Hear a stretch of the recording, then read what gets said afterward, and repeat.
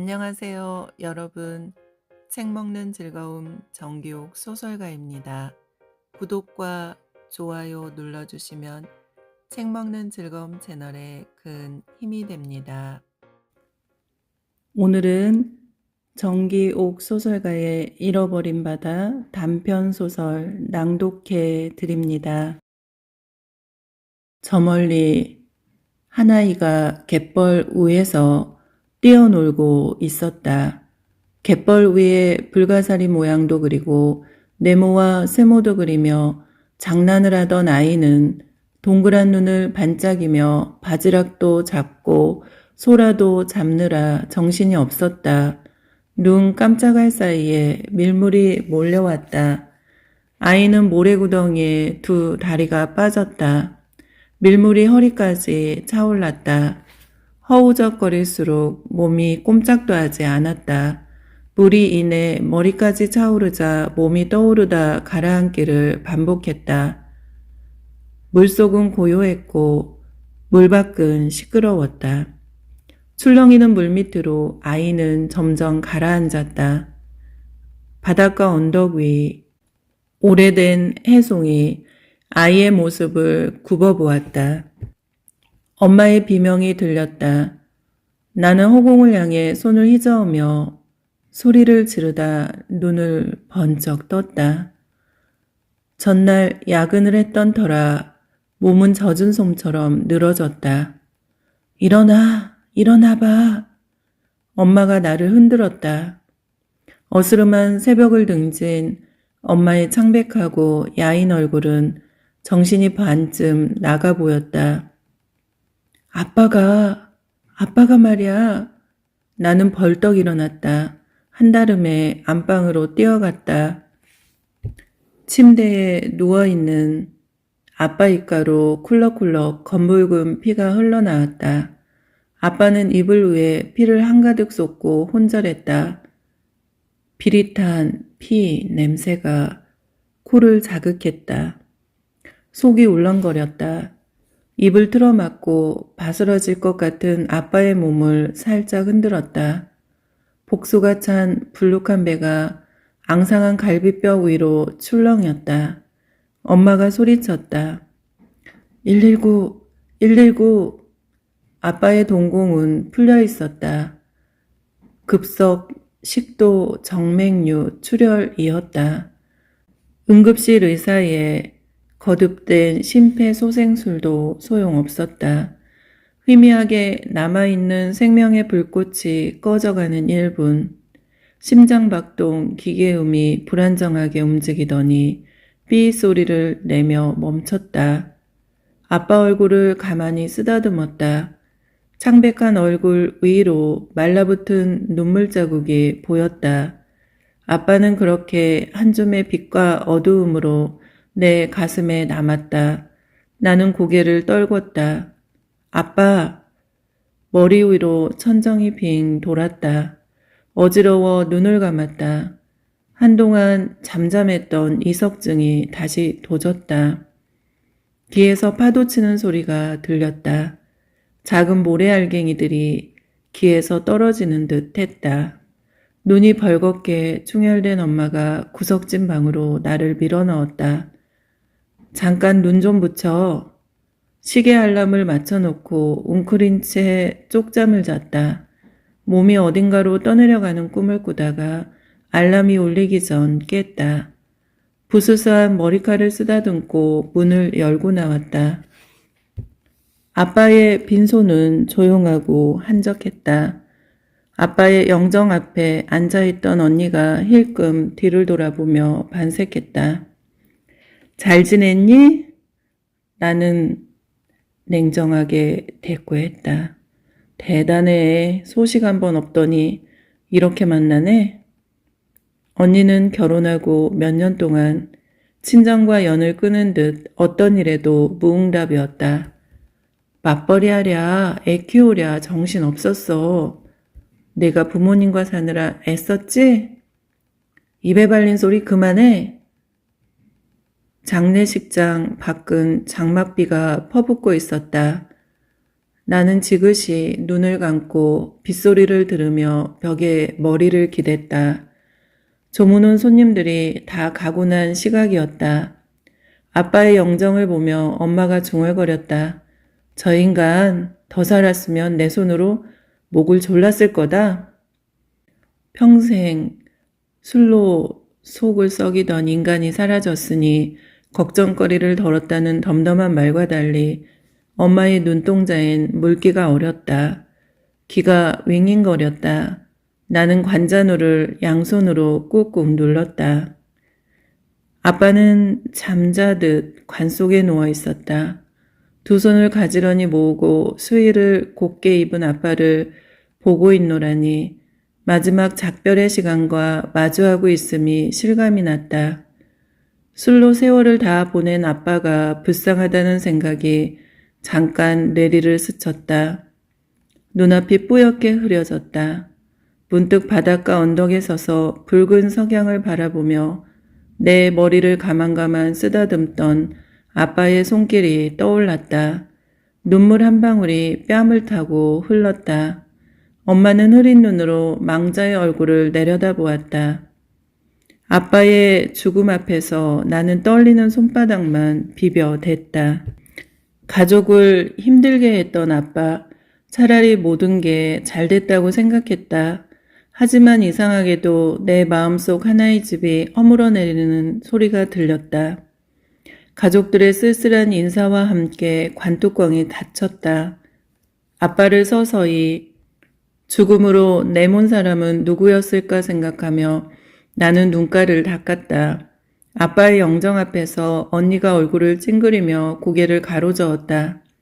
아빠 생각하면 진절머리가 나. 지우개가 있다면 어린 시절 기억 싹 다 지우고 싶어. 언닌 참 합리적이어서 좋아. 사람 마음이 그렇게 쉬운 거였어. 언니가 눈을 바닥으로 내리깔았다. 무서웠어. 술 취한 아빠가 정말로 무섭고 싫었어. 너만 그랬니? 너만 그랬냐고? 언니가 고개를 들고 내 눈을 똑바로 바라보았다. 담벼락을 마주한 미경이네 집에선 웃음이 끊이지 않았지. 그래서 난 부러웠어. 그때 결심했지. 지긋지긋한 집에서 탈출하기로. 추억에 깊은 슬픔을 엄마가 몰아냈다. 너희들 배고프겠다. 가서 육개장 먹어라. 밖은 여전히 장대비가 내리고 있었다. 붉은 흙 사이로 지렁이가 배를 밀며 기어갔다. 아빠는 지렁이를 걷어올려 길가로 집어던지고 밭에 수북하게 자란 억센풀을 뽑았다. 밭독에 핀 옥매와 나무 위로 봄날의 햇볕이 적당히 내리쬐다. 아빠는 밭고랑을 만들었다. 삽으로 땅을 깊이 파 뒤집고 흙덩이를 잘게 부수고 돌을 골라냈다. 엄마는 할머니와 밭일을 하다가 아빠 쪽을 바라보며 가끔 긴 한숨을 토했다. 엄마의 한숨 소리를 못 들은 채 하며 나는 할머니와 엄마 사이에 끼어앉아 흙장난했다. 할머니는 질이 멸렬한 신세 타령을 했다. 집 뒤 울 안 장독대는 비밀 금고였다. 할머니가 악착같이 일해 번 돈을 장독 속에 몰래 숨겨놓으면 할아버지는 용케도 알고 가져가 투전판에서 노름으로 날렸다. 어렵게 마련한 전답도 노름빛을 져 팔아먹었다. 가족의 생계는 점점 어려워졌다. 할아버지는 일제 강제 노역으로 끌려갔다가 돌아오고부터 성격이 나폭해졌다. 할아버지는 뱀술을 즐겨 마셨다. 틈만 나면 뱀을 잡으러 들로산으로 다녔다. 할머니는 술병에 들어있는 뱀을 보면 소름 돋았다. 뱀술을 마시고 난 할아버지 목소리는 크고 우렁찼다. 집안 식구들뿐 아니라 동네 사람들도 할아버지를 무서워했다. 아빠는 공부해야 사람답게 살아가는 법이라며 저녁에는 동네 사람들을 모아놓고 야학을 했다. 엄마는 쓸데없는 일로 여겼다. 아빠는 주경야독이라는 말을 벽에 붙여놓았는데 나는 그 말이 좋았다. 글 공부를 부지런히 하면 좋은 사람이 될 수 있어. 아빠가 저녁에 동네 사람들을 모아놓고 한글을 가르치던 어느 날이었다. 할아버지가 벌컥 문을 열고 들어왔다. 쓸모없는 짓거리들 그만하고 다들 집에 가! 할아버지는 상우에 놓여있던 공책과 책을 가지고 나가서 마당에 집어던지고 이내 성냥불을 그었다. 불꽃이 타올랐다. 할아버지의 기세에 눌려 얼굴빛이 하얗게 질린 아빠는 야학을 중단했다. 아빠는 농사일과 밭안일에 몰두했다. 그런 할아버지도 나에게 심부름을 시킬 때만큼은 자상했다. 할아버지는 감춰둔 보물이라도 주는 것처럼 안방 벽장 속에서 왕사탕 하나를 내 손에 쥐어주며 막걸리 심부름을 시켰다. 왕방울만한 눈깔사탕을 입에 물고 양은 주전자를 흔들며 가게로 향했다. 가게에 가려면 고갯마루를 넘어야 했다. 언덕 위에는 귀신이 나올 것 같은 으스스한 선앙당이 있었다. 그 앞을 지날 때마다 무섬증이 일어 쟁걸음으로 뛰었다. 가게 앞에 도착하면 몸이 온통 땀이었다. 할아버지 막걸리 심부름 왔어요. 가게 주인은 하얀 막걸리를 주전자에 한가득 부어주었다. 흘리지 말고 잘 가지고 가거라. 집으로 돌아오는 길 선앙당 앞에서 또 뛰었다. 막걸리가 주전자 안에서 출렁거렸다. 뛸 때마다 주전자 입은 하얀 막걸리를 쏟아냈다. 등 뒤에서 누가 잡아당기는 것만 같아 선앙당에서 멀리 벗어날 때까지 넘어질 듯 뛰고 또 뛰었다. 집 대문 앞에 도착해서야 이마의 땀을 닦았다. 한숨을 돌린 뒤 발소리를 죽이며 몰래 부엌으로 살금살금 기어들어갔다. 찬장에서 밥공기를 꺼내 막걸리를 따라 밥을 말았다. 시큼한 막걸리 냄새와 밥알의 어우러짐이 별미였다. 나는 김치와 막걸리 주전자를 쟁반에 받쳐 할아버지 앞에 내놓았다. 이놈, 막걸리가 왜 반밖에 안 남았어? 선앙당 앞 지날 때 귀신이 쫓아와서 도망치다 엎질렀어요. 아빠는 어린애한테 술심부름을 시키는 할아버지를 못마땅해 했다. 하지만 할아버지는 아랑곳하지 않았다. 나는 툇마루에 걸터 앉아 비눗방울 놀이를 했다. 집 앞 나뭇가지 위에 새소리가 한가로웠다. 한여름 햇볕은 열기를 더하더니 이내 떼약볕이 되었다. 연한 살갗이 벌겋게 달아올랐다. 엄마는 텃밭에서 김을 메고 있었다. 나는 대접에 물을 떠서 엄마에게 가져다 주었다. 밭에서 돌아온 엄마는 큰 솥에 밀개떡을 쪘다. 솥뚜껑 위로 모락모락 김이 올라왔다. 나는 밀개떡을 솥에서 꺼내 양손에 들고 누가 볼세라 한 입 크게 베어 물었다. 다음날 언니 오빠들이 바다로 우르르 몰려갔다. 나도 뒤쫓아 뛰었다. 집에서 바닷가까지는 어린아이 걸음으로 채 5분도 안 걸렸다. 오솔길을 가로질러 약간 경사진 언덕을 내려가면 곧장 바다였다. 연분홍 해당화가 피어있는 언덕을 미끄러지듯 내려갔다.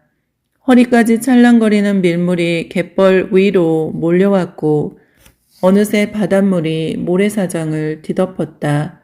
모두 바닷물에 풍덩풍덩 뛰어들었다. 나도 물속으로 들어가 땅을 짚고 헤엄을 쳤다. 물장구 치며 놀다가 누가 먼저 갯바위에 도착하나 시합을 하고 진 사람이 심판을 보기로 했다. 가위바위 보를 했다. 일부러 져준 언니가 10m 앞쪽으로 헤엄쳐 갔다. 언니가 물 위에 서서 오른손을 위로 올렸다가 내리자 수신호에 맞추어 출발했다. 한때의 작은 물고기들도 함께 유영하며 따라왔다. 갯바위 쪽으로 연신 헤엄쳐 가던 나는 언니 오빠들을 제치고 앞서 나간다는 마음에 물이 깊어지는 줄도 몰랐다. 물속에서 발 뒤꿈치를 들고 섰다. 바닥에 발이 닿지 않았다. 나는 허우적거리며 물 밖으로 머리를 내밀었다. 이내 물속으로 곤두박질 쳤다. 귀가 윙윙거렸고 공포감이 몰려왔다. 멀리서 언니 오빠들의 목소리가 아련하게 들렸다 사라졌다. 숨이 막혔다. 그때 커다란 몸이 나를 덮쳤다. 고래일까 상어일까 아니면 문어라고 생각하며 정신을 잃었다. 깨어났을 때 나는 아빠 품속에 있었다. 아이들만 노는 것이 못내 마음에 걸려 우리들을 따라왔던 것이었다. 그날 저녁 어스름해질 무렵 아빠는 나에게 바다 낙조를 보러 가자고 했다. 서해의 붉은 해가 바닷속으로 풍덩 가라앉는 풍경은 그야말로 장관이었다. 아빠는 다정한 눈빛으로 나를 바라보더니 번쩍 들어올려 어깨에 목마를 태웠다. 나는 두 손으로 아빠의 목을 부여잡았다. 해가 스며들어간 바다 위 붉은 노을을 꿈결인 듯 바라보았다. 아빠는 바닷가 언덕 위 커다란 소나무 아래로 나를 데리고 갔다. 아빠는 그날 그렁그렁한 눈으로 구부정한 소나무를 가만가만 쓰다듬었다. 기러기 한 떼가 소나무 위를 빙 돌며 지나갔다. 이 소나무 아빠가 많이 좋아해. 나는 해당화가 더 예쁜데. 그래서 우리 딸도 해당화처럼 예뻐. 아빠는 왜 소나무가 좋아? 소나무와 얘기하면 캄캄한 마음이 밝아지거든. 제법 쌀쌀한 늦가을 바람이 목덜미를 스쳤다. 물이 빠져나간 갯벌은 생명이 살아 숨을 쉬었다. 갯벌을 가로질러 바다 쪽으로 걷다 보면 넓은 갯바위가 있었다. 엄마는 머리에 수건을 동여매고 갯바위에 들러붙은 미역과 파래, 톳, 모자반을 부지런히 뜯었다. 갯바위에는 속살이 탱글탱글한 굴도 몸통을 웅크린 채 다닥다닥 붙어 있었다. 엄마는 조새를 이용해 단단한 껍데기를 벌려 굴을 능숙한 솜씨로 땄다. 엄마가 생굴을 내 입에 넣어 주었다. 나는 바다를 삼키듯 꿀꺽 삼켰다. 엄마 몸에서 비릿하면서도 상큼한 바다 냄새가 났다. 나는 엄마 옆에서 언니와 함께 갯벌에 엎드려 작은 삽으로 구덩이를 팠다. 낙지 한 마리가 동그란 머리를 내밀고 있다가 잡혀 올라왔다. 낙지를 양동이에 집어넣었다. 호미를 들고 물구멍이 송송 뚫려 있는 곳마다 파보면 바닷물을 쭉 내뿜으며 조개가 나왔다. 들고 온 커다란 바가지에 막 캐어낸 싱싱한 조개가 한가득이었다. 보름달이 높게 떠있는 밤이었다. 호롱불을 들고 언니와 살금살금 집을 나섰다. 밤바다는 잔잔했다. 바다는 밀물과 썰물을 번갈아 들이키고 있었다. 나는 큰 목장갑을 끼고 컴컴한 돌 아래 숨어있는 꽃게를 낚아챘다. 꽃게가 내 손안에서 몸부림쳤다. 아차하는 순간 꽃게의 날카로운 발톱에 엄지손가락이 물렸다. 목장갑 위로 피가 흘렀다.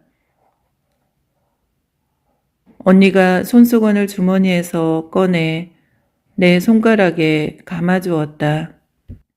아빠는 긴과 팔에 바지락 쪽에 굴을 따서 손질한 해산물과 생선을 짊어지고 오일장에 가서 팔았다. 아빠의 등은 시린 바닷바람을 견뎌내느라 굽어 있었다. 나는 동구 밖까지 나가 아빠를 기다렸다. 집으로 돌아오는 아빠 손에는 약간 흠집이 있는 빨간 사과가 가득 담긴 검은 봉지가 들려 있었다. 사과는 내가 가장 좋아하는 과일이었다. 너 주려고 사왔다.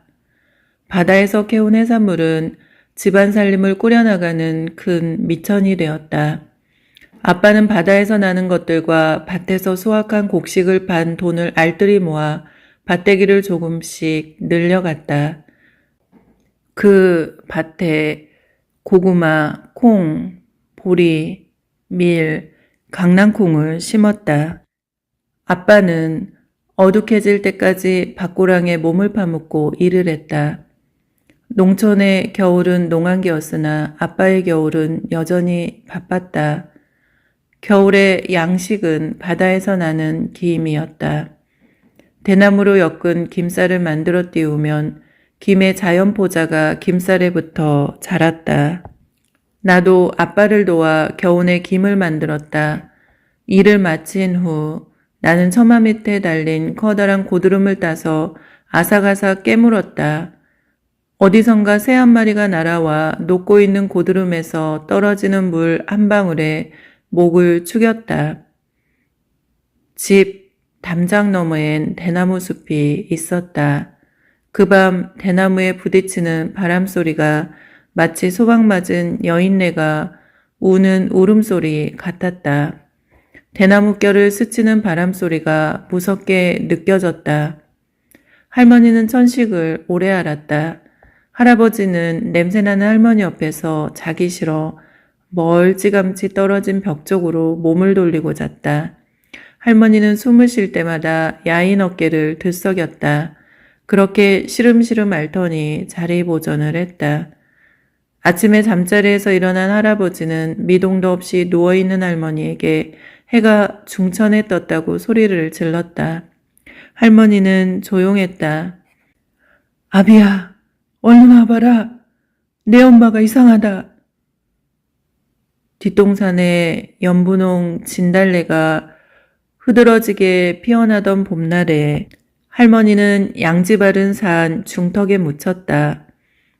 동네에는 당산제를 지내는 커다란 고목이 있었다. 해마다 마을의 안녕과 복을 기원하는 구판이 벌어졌다. 깽과리와 징 소리가 요란했다. 고목은 몸통 안이 다 썩어 있었는데 사람들이 하도 빌어서 그렇다고 했다. 할아버지는 당산제를 지낼 때마다 엄마가 정성을 들이지 않는다고 타박했다.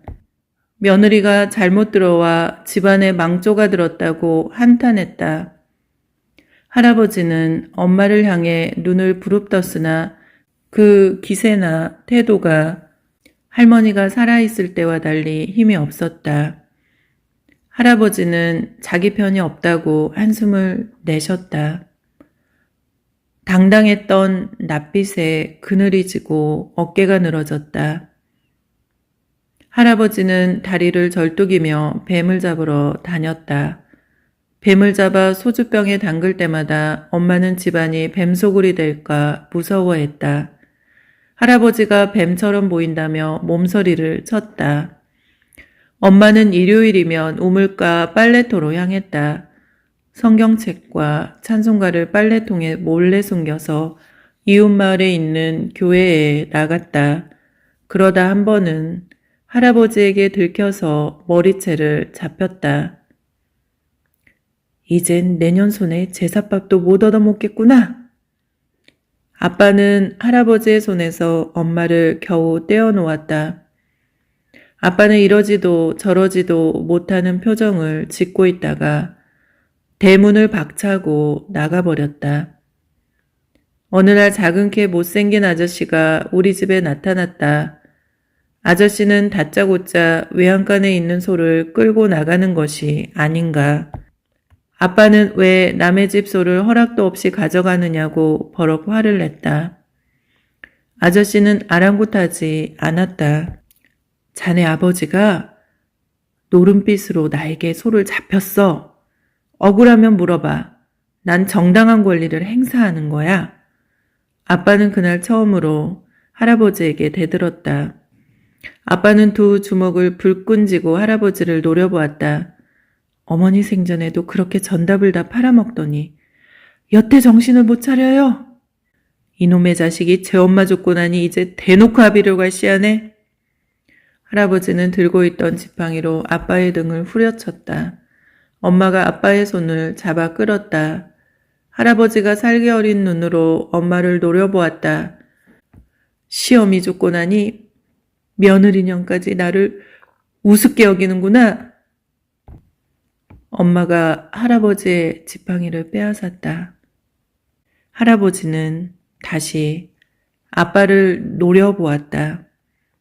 제 마누라 치마폭에 쌓여 이제 둘이 똑같이 아비를 우협하는구나. 원통하고 분통하다. 가당치도 않아요. 아버지가 하시는 행동을 보라고요.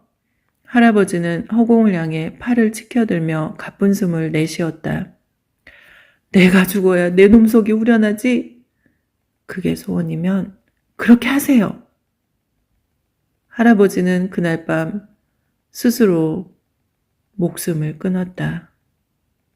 다음날 아침 인기척이 없는 할아버지의 방문을 아빠가 잡아당겼을 때 문은 안에서 잠겨 있었다. 아빠는 문을 부수고 들어갔다. 할아버지는 끔찍한 고통을 내뱉지 않으려 참았는지 입을 앙다물고 가슴을 부여잡은 채 이불 위에 쓰러져 있었다. 할아버지 곁에는 제초제 병이 놓여 있었다. 아빠는 머리를 감싸쥐었다. 끝까지 이렇게 복수를 하시네요. 대단하십니다. 내가 뭘 어쨌다고요? 경찰이 다녀갔고 이것저것 물었다. 아빠의 창백한 얼굴에 먹물 같은 그늘이 드리워졌다. 아빠는 할아버지의 장례 후 말이 없어졌다. 잠을 자다 말고 일어나 홀로 마당을 서성였다. 무슨 말인가 중얼거리는 아빠가 아슬아슬해 보였다.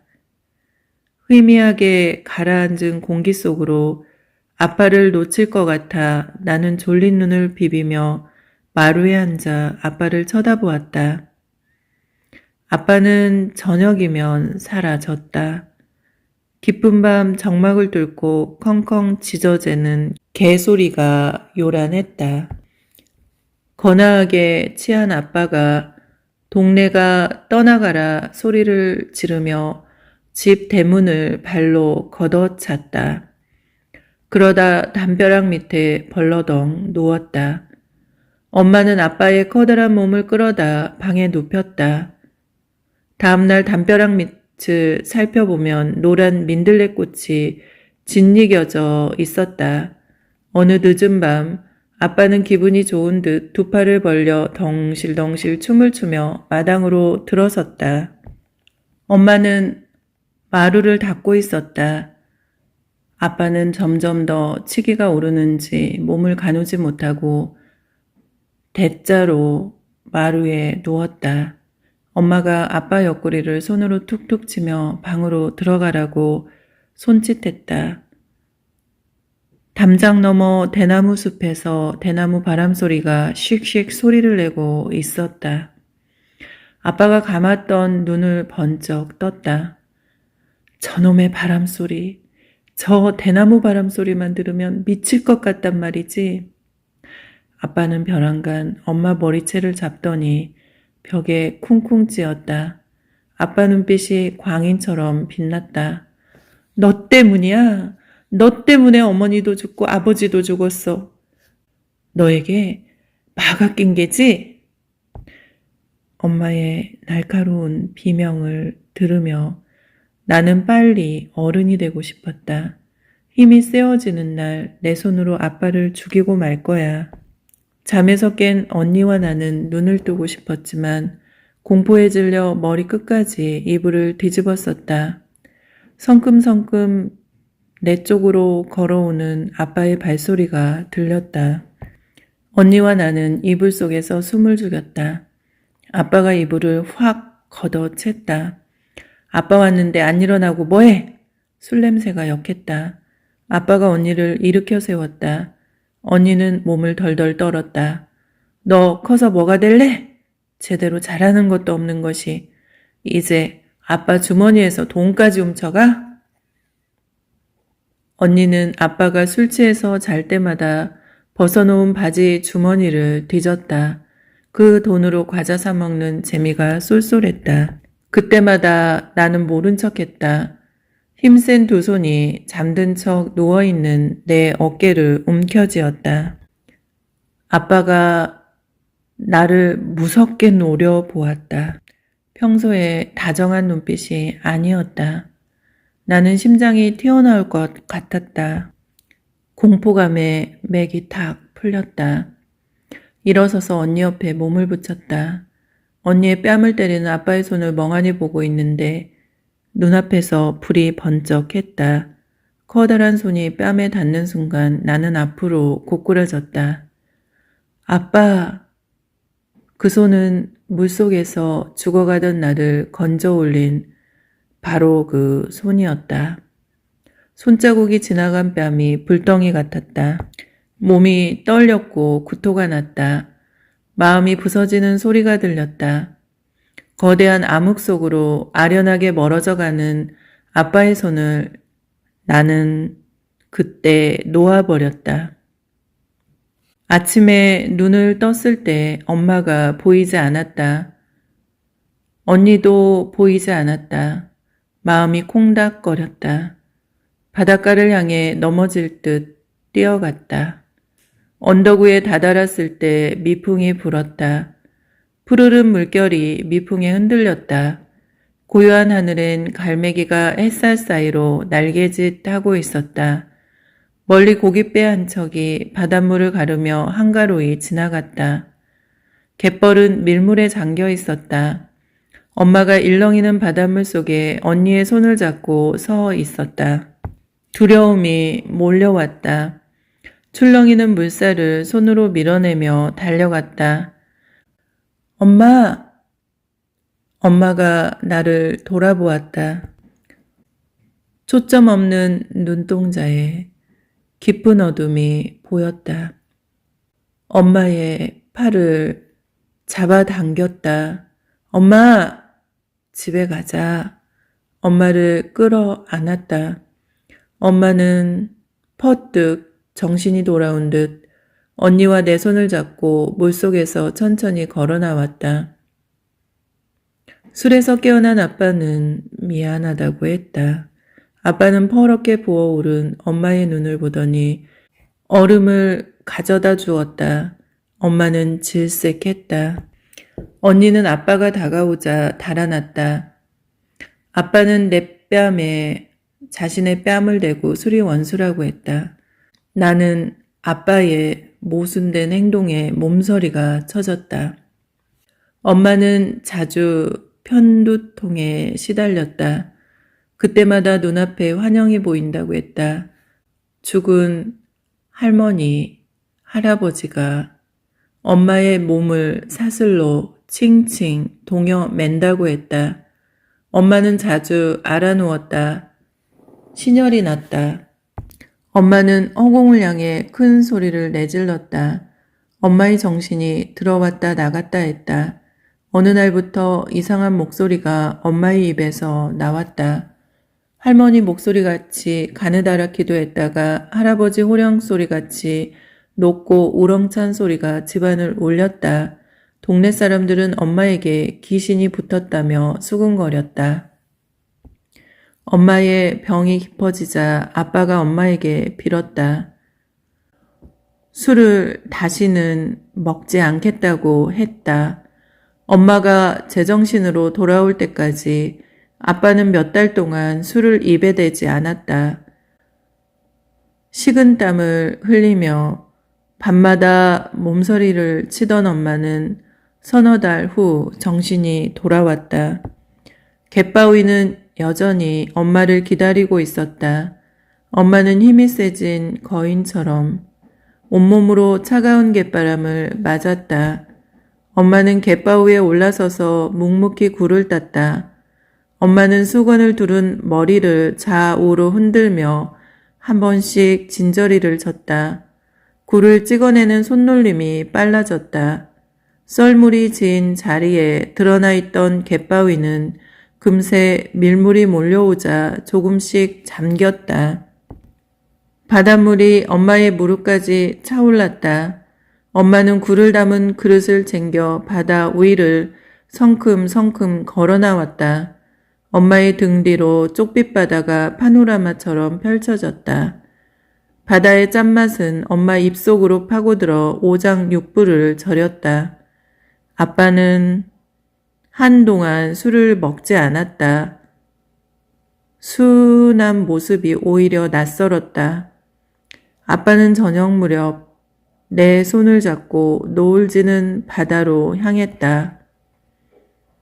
바람 부는 언덕 위에 서서 무심하게 지는 해를 바라보는 아빠 눈에 눈물이 고였다. 아빠, 울어요? 내 언니는 아빠만 보면 멀리 도망을 치니 정을 줄 수가 없구나. 내 엄마도 벌레 보듯 아빠를 피하고 언니도 엄마도 불쌍해요. 아무리 수고하고 노력해도 손에 잡히는 것도 없고 모든 것이 허무해. 아빠, 저기 붉은 애 보세요. 물속으로 천천히 들어가고 있어요. 지는 애를 보면 마음이 쓸쓸해져. 붉은 노을이 하늘을 물들이다 바닷속으로 사라지자 아빠는 지난번처럼 바닷가 언덕 비스듬히 서 있는 소나무 아래로 나를 데리고 갔다. 한동안 물끄러미 서서 소나무를 가만히 쓰다듬던 아빠가 말했다. 이 소나무는 아빠에게 정말 특별하단다. 다음날 아빠는 집에서 큰 삽을 꺼냈다. 아빠는 나를 따로 부르더니 바닷가 언덕에 가자고 말했다. 바람이 불고 있었다. 아빠는 소나무 근처로 묵묵히 걸어갔다.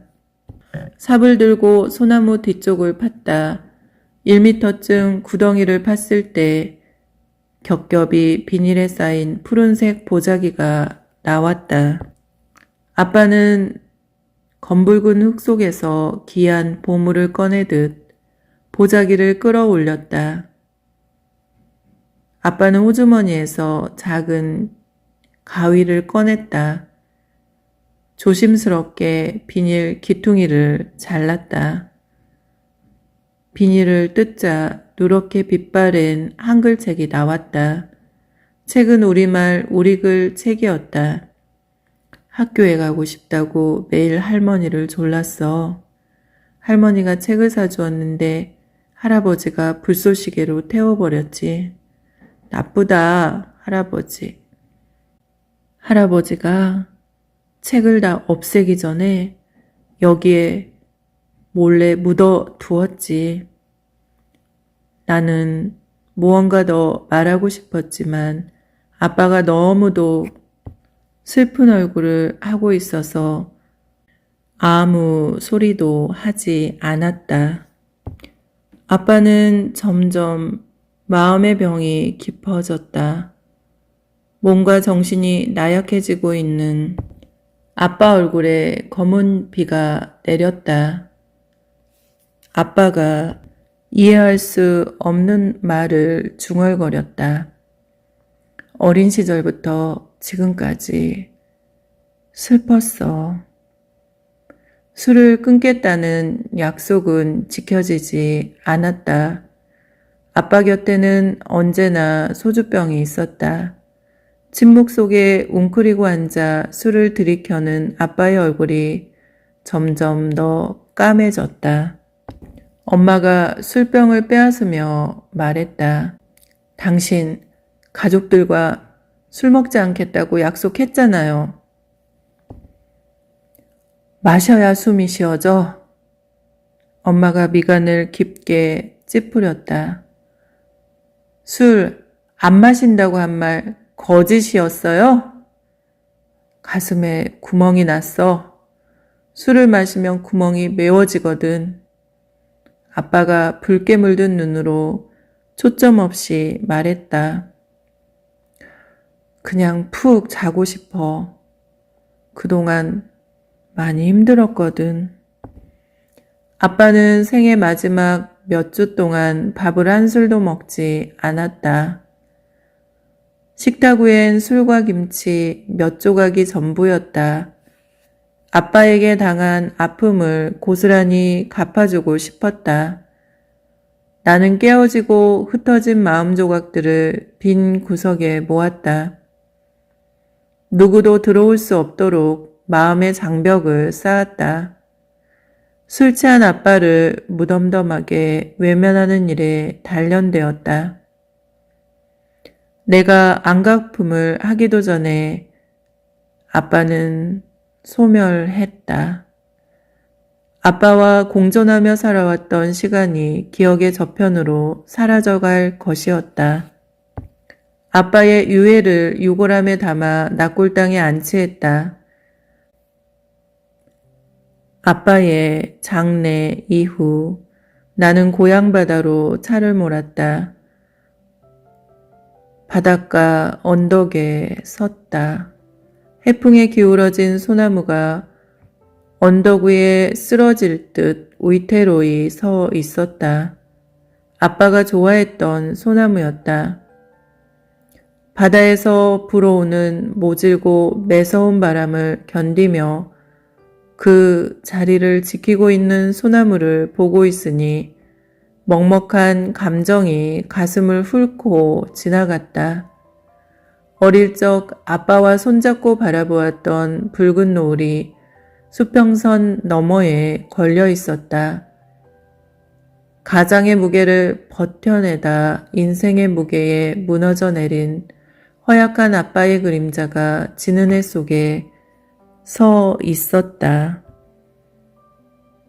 아빠를 망각하고 싶은데 혼자 고독했던 모습조차 잊을 자신이 없었다. 나는 그림자가 사라질 때까지 가만히 노을을 바라보았다. 나는 비로소 아빠를 불렀다. 아빠.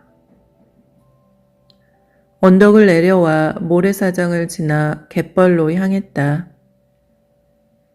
신발을 벗고 갯벌 위에 섰다. 발가락 사이가 간지러웠다. 발바닥에 깃털같이 부드러운 진흙의 감촉을 느꼈다. 허리를 구부리고 작은 돌을 뒤집었다. 돌 밑에 숨어있는 고동을 주웠다. 손바닥에 고동을 올려놓고 가만히 들여다보았다. 물속에 빠져 허우적거릴 때 나를 건져 올렸던 아빠의 손이 고동을 집어든 내 손 위로 포개졌다. 나는 아빠를 사랑하게 될까봐 무서웠다. 사랑이란 슬프고도 모순된 감정이었다. 저 멀리 아주 작은 아이가 갯벌 위에서 뛰어놀고 있었다. 변함없이 밀물과 썰물의 순환으로 생명을 내어주는 자연한 바다는 여전히 거기에 있었다. 소설은 여기까지입니다. 저는 또 좋은 작품으로 찾아뵐게요. 감사합니다. 사랑합니다. 축복합니다. 오늘도 행복한 하루 되세요. 책 먹는 즐거움 정기욱 작가였습니다.